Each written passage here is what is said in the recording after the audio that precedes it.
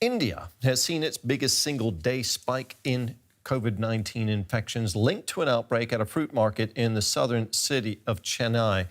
Overall, the government or the country has more than 47,000 cases and more than 1,500 people have died. Still, India has moved to ease lockdown restrictions across the country. In Delhi, people are slowly returning to work, but things are still far from normal. It's day one back to work for Mohammad Azam. Normally, Delhi's blistering summer is peak season for the air conditioner repairs worker. But normal is quickly being redefined. For the last 40 days, India's complete lockdown has kept Azam at home. Now, a phased exit is kicking in. Self-employed workers like Azam are allowed to make home calls as long as they take precautions. Azam's summer earnings usually last him through the winter. But this year, he fears the pickings are going to be far more slim. The customers don't want us to come. The customer is also scared. Everyone is worried about their safety. When they do call us, they keep a distance from us. They go to the other rooms. Although the streets are filling up again, the fear is still evident. The Delhi government has said the time has come to reopen the city. But with public transport still offline and curbs on the kinds of businesses allowed to operate, there is confusion about how that's going to happen. Delhi is a red zone, a city with a high number of cases. Standalone shops are allowed to open, but it isn't always clear to shop owners if they qualify.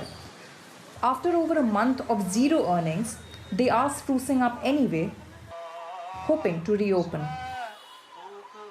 Davinder Singh read on WhatsApp that electrical shops are on the approved list.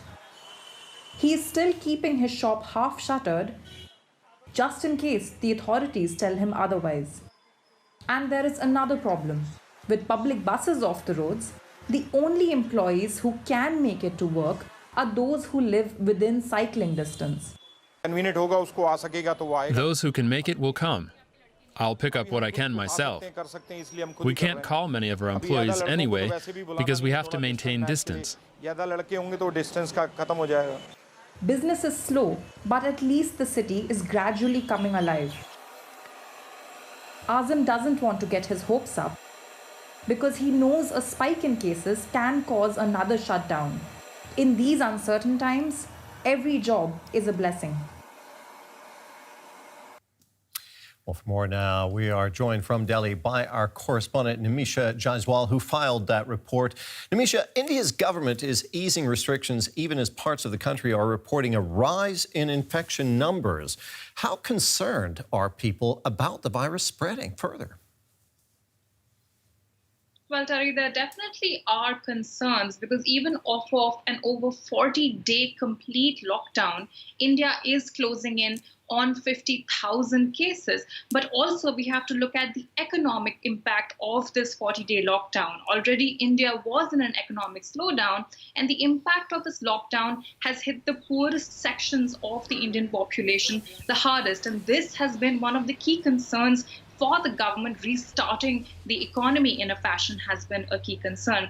India is dividing its cities into red, orange, and green zones, differentiated according to the number of cases. Green and orange zones with lower cases have more easing, but red zones are going to remain in a lockdown situation for as long as they don't transition into lower case rates. So, of course, given that the economic capital of the country, Mumbai, has close to 10,000 cases, the national capital has close to 5,000 cases, it's going to be a long time before things actually return to any sense of normality. When the lockdown was imposed, there was much attention on the plight of migrant workers in India. What's their situation now?